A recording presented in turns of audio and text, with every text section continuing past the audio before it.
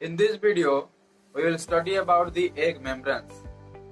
When the oogenesis is completed, it is necessary to protect the ovum, and it is done by making coverings around the ovum. Some animals whose eggs are able to do amoeboid movement doesn't contain egg membranes. So let us see the egg membranes. There are three types of egg membranes. First is primary egg membranes. Second is secondary egg membranes, and the third is tertiary egg membranes. So let us study about the first, primary egg membranes.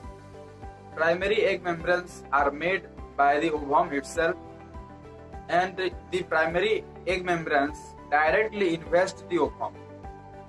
There are different types of egg membranes in different animals, and their names are also different. So let us see what are the types of egg membranes. Primary egg membranes. First is plasma membrane. Second is vitelline membrane. Third is zona radiata. Fourth is zona pellucida. And the fifth is jelly coat. So let us first see the plasma membrane. Plasma membrane is the covering of the egg cytoplasm, and it is similar to the cell membrane of a typical cell, and it is present in all the animals. So now let us see the vitelline membrane.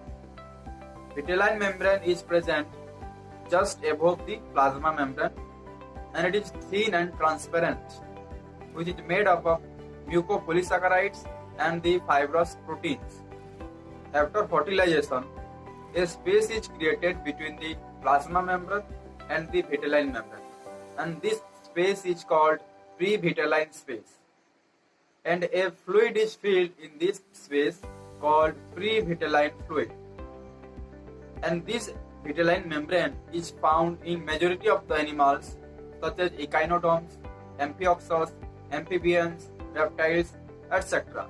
So now let us go to the third type of egg membrane, that is zona radiata.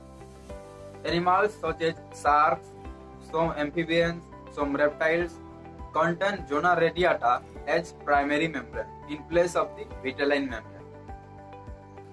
And the appearance of this zona radiata membrane is radiating. It has radiating appearance, so that its name is zona radiata. Shark has two types of primary membrane.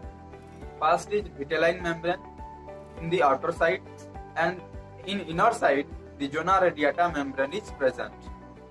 Now let us see the fourth type of egg membrane, that is zona pellucida membrane. The zona pellucida membrane is present in all the mammals, and it has striations. If we look in the microscope, we can see the striations, and these striations are due to the presence of microvilli and the desmosomes. The microvilli are produced by the egg surface, and the desmosomes are produced by the follicular cells. So now let us see the fifth type of the egg membrane, which is the jelly coat. In many marine invertebrates, there is a layer of jelly-like substance around the ovum, and it is present outside the vitelline membrane. When this jelly-like substance merged with vitelline membrane and forms a thick coat, it is called the jelly coat. So now let us see the secondary egg membranes. Secondary egg membranes are formed by the follicular cells, and these are hard and impermeable. So now let us see the types of secondary egg membranes. There are two types of secondary egg membranes, that is, first is chorion and the second is corona radiata. Animals like ascidians, annelids, cyclostomes contain the chorion as their secondary egg membrane, and the chorion membrane is hard and chitinous in nature. Now let us see the corona radiata. The corona radiata is present in all the mammals as the secondary membrane, and the corona radiata is arranged radially around the zona pellucida. So this is all about the secondary egg membranes. So now let us see the tertiary egg membranes. The tertiary egg membranes are formed by the oviduct, and different animals contain different types of tertiary membranes. So first, let us see the tertiary membranes in elasmobranch.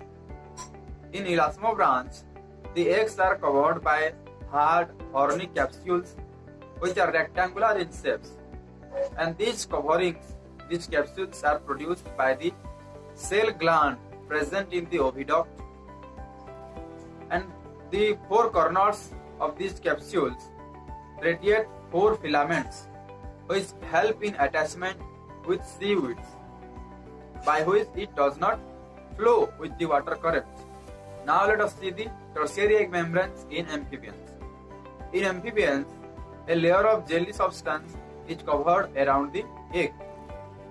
When the female amphibians lay eggs, this jelly layer is thin, but when fertilization occurs and the eggs come in contact with the water, this layer becomes thick.